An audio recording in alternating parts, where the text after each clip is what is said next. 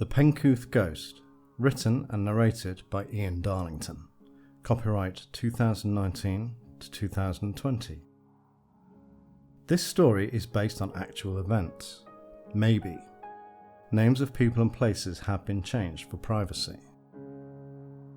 Kim led her two young sons by the hand up the stairs of the small house. As they approached the boys' bedroom on the first floor, a vicious shiver ran down her spine.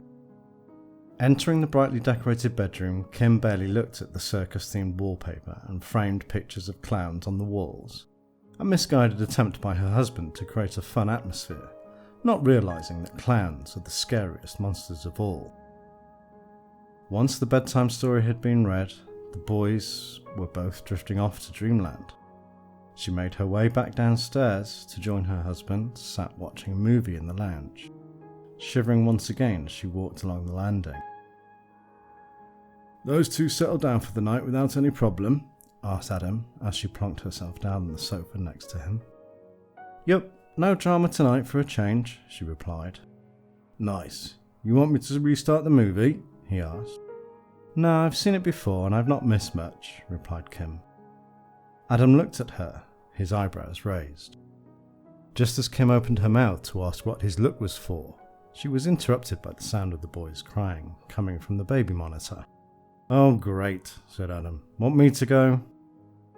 "It's okay, shouldn't take long," replied Kim, making her way to the hallway and up the stairs.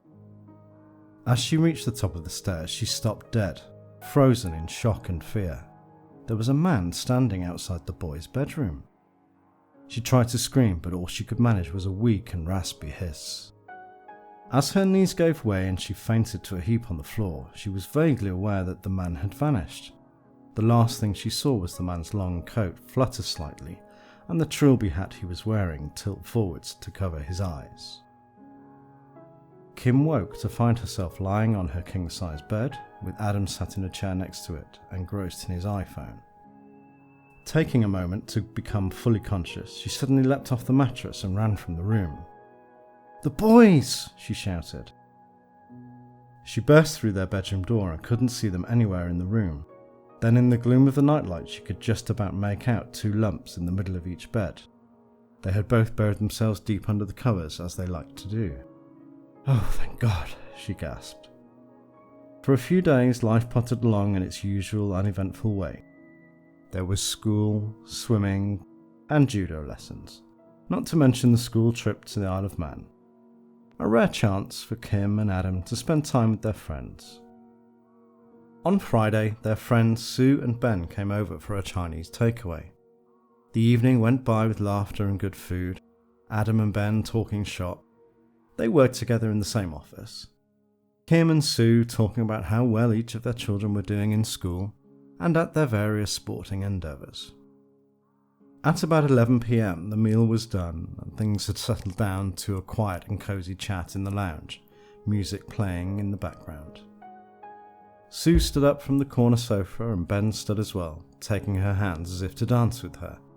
"No, silly, I'm going to the loo," exclaimed Sue. She then made her way to the hallway and up the stairs to the bathroom. As she walked out of the bathroom, she screamed, stopping dead in her tracks. Stood by the boys' bedroom door, she could see a man standing there. He was wearing a long coat and a trilby hat. "Oh, you startled me for a minute," Sue said to the stranger. "Are you a friend of their lodger?" she asked. The stranger didn't reply. He just stood there staring at her. "That's his room there," she said, pointing to the door at the far end of the landing. "But I think he's gone to the pub." Suddenly the man vanished, blinking out as if he were a lamp being switched off. Sue squealed again and ran downstairs back to the lounge. You never guess what I just saw on your landing," she gasped. "Was it a tall man wearing a long coat and a trilby hat?" asked Kim. Sue stared at Kim in disbelief. "Oh, not again," said Adam. "I thought something wasn't quite right when you were up there." The following day, normality had descended on the young family's home once again, and there were no more sightings of the apparition in the hat. At the end of a long working week, Adam had just finished 3 12-hour shifts, one after another. So the young couple decided to have an early night so that they could make the most of the weekend. They had not been asleep long when Adam was woken by what seemed to be very bright car headlights. Coming to mostly full consciousness, he sat up in the bed, thinking that it was unusual that the headlights were shining through the closed curtains. He watched as the lights slowly swung around the room, lighting each of the walls in turn before blinking out. As he lay back down to go to sleep, he was puzzled that he didn't hear the car as it drove past in the street below, with just a single glazed window to deaden the sound. He thought nothing more of the incident and went back to sleep. The next day, Kim suggested to Adam that they should take the boys for a day out to Blackpool, as it looked to be a sunny day. "Blimey, love," Adam said. "It's going to be a bit nippy on the seafront. It's only April after all." "I know, but we can wrap up, and besides, we'll be walking around the pleasure beach and going on some of the rides. That'll keep us warm." "Oh, we can have real fish and chips for lunch. Yummy. It's been ages since we had that," she replied. "Go on then, let's go to Blackpool." On their return from their day in Blackpool, it was late evening, and already getting dark. Kim got the boys ready for bed, read them a bedtime story, as usual, and quietly left their bedroom once they had fallen asleep.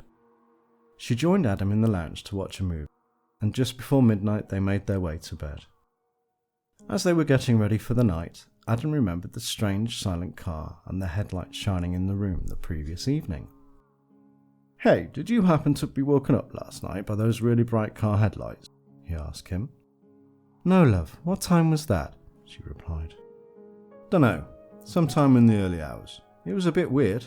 There must have been mega bright headlights to shine through the curtains, and the car didn't make a sound." "Oh, it must have been one of those new electric cars, maybe," said Kim. "Yeah, it could be, I suppose," he replied. They settled down for the night, and both of them soon fell asleep. Some time later, Adam was suddenly woken by the same bright car headlights. As he became fully awake, he sat up in bed and saw the lights once again light up each of the walls in turn.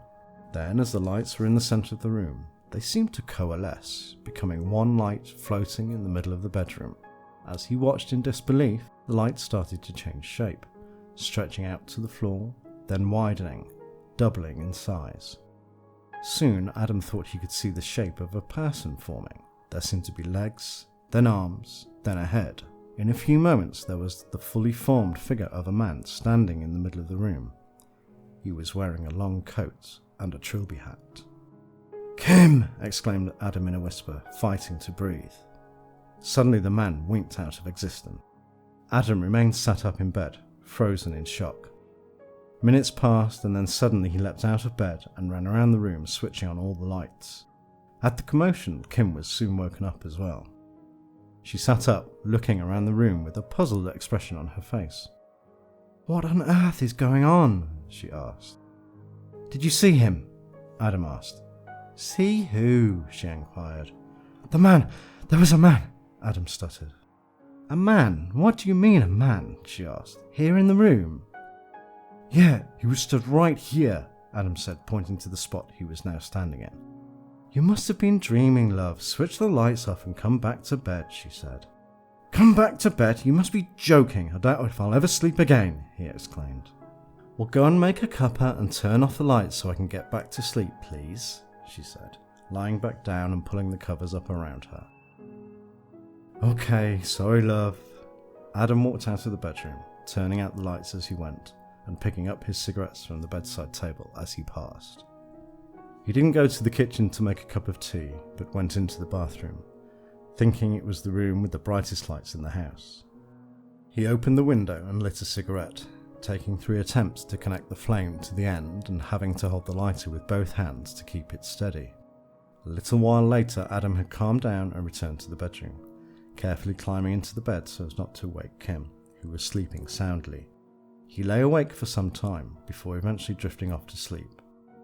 It was a restless sleep, spent tossing and turning most of the night. Suddenly he couldn't breathe. He woke up gasping for breath. As he became fully awake, he realised there was a pillow being held over his face. He struggled to sit up, flailing his arms around, hoping to hit the person holding the pillow onto him. But somewhere, in the far-off fog of his mind, He registered that there was no one there. It was as if an invisible force was holding the pillow down. He started kicking his legs as the oxygen ran out of his body with the effort of fighting the elusive assailant. Kim woke up suddenly and leapt out of bed, shouting his name. "Adam! Adam! Wake up, Adam!" She pulled the pillow off his face easily and he rolled out of bed, gasping for breath on his hands and knees. "What on earth was all that about? Were you having a nightmare?" she asked, worry and concern showing on her face. There was," Adam spluttered. "There was someone holding the pillow on my face. I felt the hands pushing into the pillow. But there was no one there," he gasped. "Don't be silly. It must have been a nightmare," said Kim. "It was no nightmare, love," Adam replied. When morning came, Adam dialed the number he had scribbled on a piece of paper. The call was answered at the other end. "Hello? Is that St. Catherine's Church?"